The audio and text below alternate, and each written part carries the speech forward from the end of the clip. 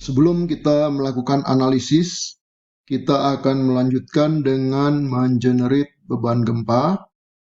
Kita sesuai dengan urutan di sini, generate beban gempa dengan cara kita mengklik ini, menu ini, atau mengklik juga menu earthquake di sini.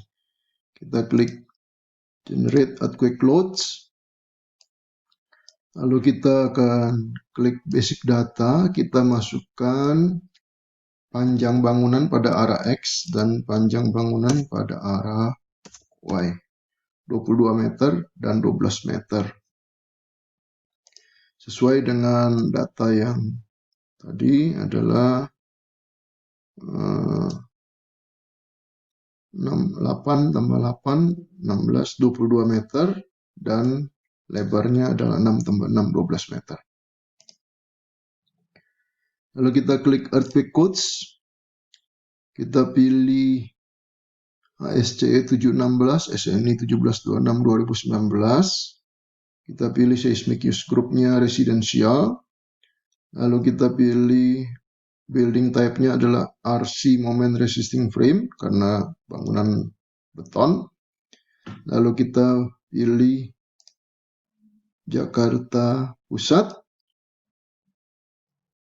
Oke.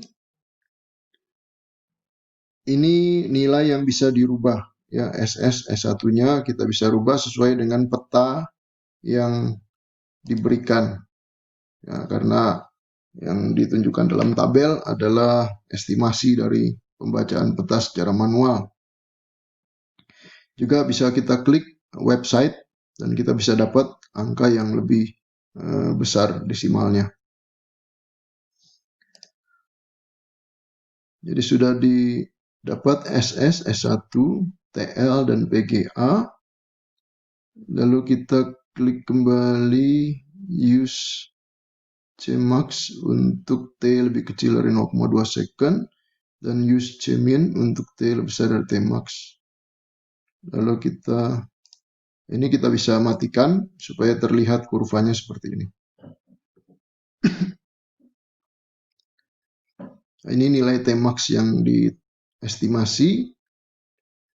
Lalu kita diberikan nilai rho-nya, kita bisa berikan nilai rho-nya.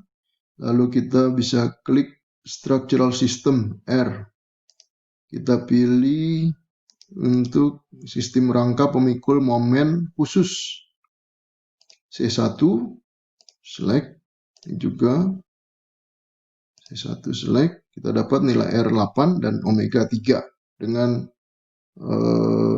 nilai CD 5,5. Lalu kita klik compute, apply, lalu generate. Ya, compute, apply, generate. Nanti akan timbul di sini kurva yang tadi kita sudah generate dari earthquake code ini akan dipindahkan ke sini. Oh, satu lagi tadi untuk jenis tanah kita pilih soft soil. Jadi berubah lagi ya. Jadi kita klik soft soil, lalu kita klik kembali compute, apply, generate karena tadi sudah berubah jenis tanahnya. Oke. Sekarang kita sudah siap untuk melakukan analisis. Kita save terlebih dahulu. Lalu kita akan lakukan export data. Kita bisa tekan F4 untuk itu. Jadi F2 untuk save, F4 untuk export data. Kita klik export. Nah, di sini akan ada model advisor yang akan memeriksa model kita apakah ada masalah. Kalau tidak ada masalah, oke semua, kita bisa lanjut. Tapi kalau ada masalah, kita stop dulu, lalu kita betulkan dulu masalahnya. Nah, sekarang tidak ada masalah, jadi kita klik continue. Oke. Lalu kita lakukan analisis. Kita bisa klik ini, panah warna hijau. Lalu kita klik analisis. Selesai. Lalu kita akan melihat bidang momennya. Kita bisa klik momen diagram. Ini akan ditampilkan envelope dari momen dari setiap loading combination. Atau kalau kita mau lihat satu loading combination saja, kita bisa pilih loading combination yang mana untuk menampilkan momennya. Kalau loading combination 0 akan ditampilkan envelope-nya. Lalu kita bisa melihat di sini juga displacement-nya. Caranya adalah kita klik kanan, change view option. Kita bisa tampilkan show displacement di sini untuk arah Y global, jadi arah ke bawah. Ya, arah ke bawah dari plat. Kita bisa pilih show displacement untuk total loading combination atau total unvectored loading combination, atau hanya dead load saja atau live load saja. Jadi kita pilih total unvectored loading combination. Nah, di sini akan ditampilkan displacement daripada setiap titik hasil dari analisis yang telah kita lakukan. Lalu kita bisa melakukan desain kapasitas dengan cara kita klik desain, lalu kita klik concrete capacity design. Oke. Ini adalah menu untuk memasukkan parameter kapasitas, desain kapasitas. Kita klik set reduction factor. Lalu kita masukkan konstannya. Ini yang harus kita hitung secara manual sesuai dengan bentang kolom. Oke. Lalu kita klik oke. Nah, faktor yang lain sudah default, jadi tidak kita rubah kecuali kalau kita mau menggunakan code yang lain. Lalu kita klik oke.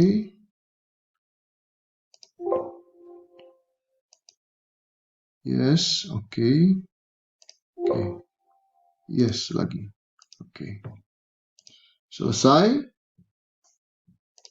Kita bisa melihat penulangannya, yaitu view moment design results. Nah, di sini kita akan melihat tulangan yang dihasilkan untuk lantai 1, lantai 2, lantai 3, lantai 4, dan seterusnya. Lalu kita juga bisa melihat shear design result. Ini untuk sengkangnya. Untuk sengkangnya ini hurufnya kita bisa kecilkan supaya dia masuk dalam balok. Oke, lalu kita bisa zoom di sini.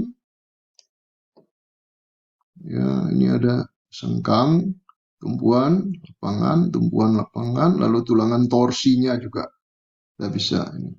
Nah, di sini kita lihat untuk kolom ada 4L, artinya 4 kaki sengkang, berarti ada sengkang yang keliling, lalu ada 2 kaki di tengah. Diameter 10, jarak 12,8 misalnya. Lalu ini adalah sengkang yang diperlukan dari perhitungan gaya-gaya. Tetapi sewaktu pemasangan kita harus perhatikan juga jarak sengkang maksimum yang dipersyaratkan dalam code. Jadi biasanya di dalam kolom dipakai diameter 10, jarak 100. Dan di lapangan 150 mili kita pasang. Nah, kita bisa juga melihat kedua-duanya. Jadi momen atau dan geser. Jadi view final design results.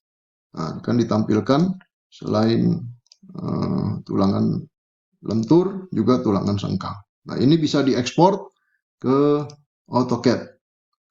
Export drawing ke AutoCAD untuk disimpan di dalam gambar AutoCAD. Selain penulangan balok dan kolom, kita juga bisa melihat penulangan lantainya. Caranya kita klik view floor slab design. Akan ditampilkan, kita rubah hurufnya supaya lebih besar. Akan ditampilkan,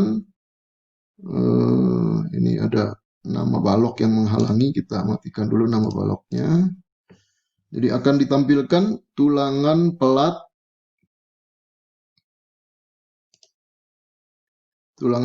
arah pendek dan arah panjang, tumpuan dan lapangan. Kita bisa klik opsi-opsi supaya dia bisa tampil.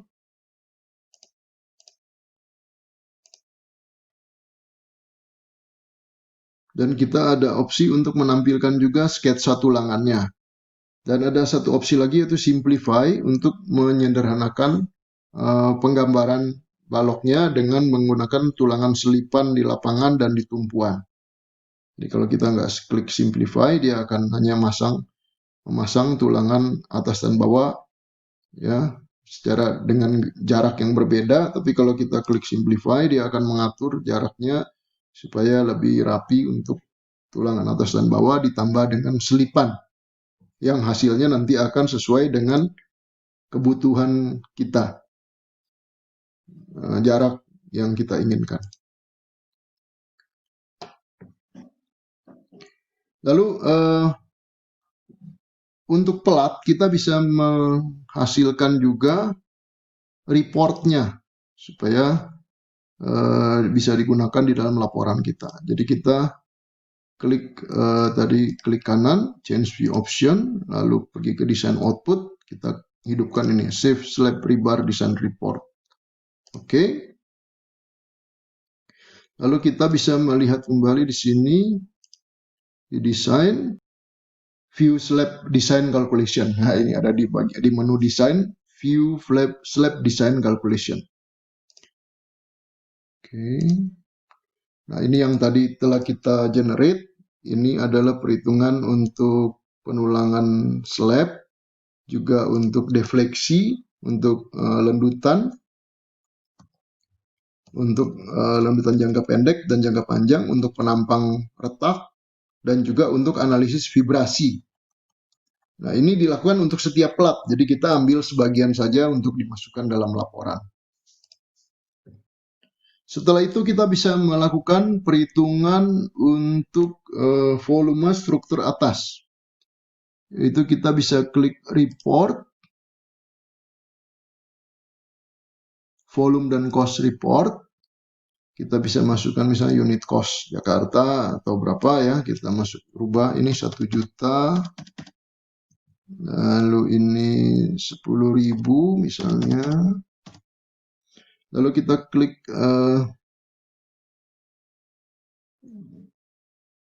kita bisa pilih untuk penulangannya, kita bisa pilih misalnya dari aproksimasi, persentase, atau dari design result, individual value, atau dari design result yang dimana setiap jenis balok nanti diambil yang terbesar saja dari seluruh balok yang menggunakan jenis yang sama. Lalu kita klik compute. Nah, ini hasilnya akan keluar.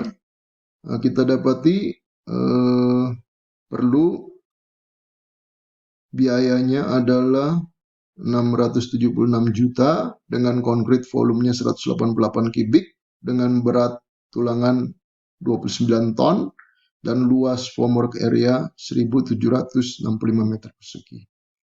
Nah, kalau misalnya nilai-nilai ini lebih daripada range yang diberikan, maka misalnya average concrete volume lebih dari range yang diberikan atau rebar density-nya lebih dari range yang diberikan, kemungkinan ada kesalahan di dalam pemodelan.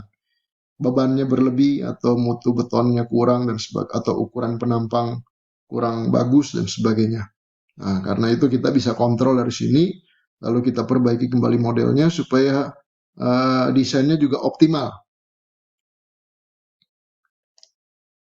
Ya, tentu saja tidak ada nilai yang paling optimal karena tergantung daerah masing-masing, harga material dan juga harga tukang.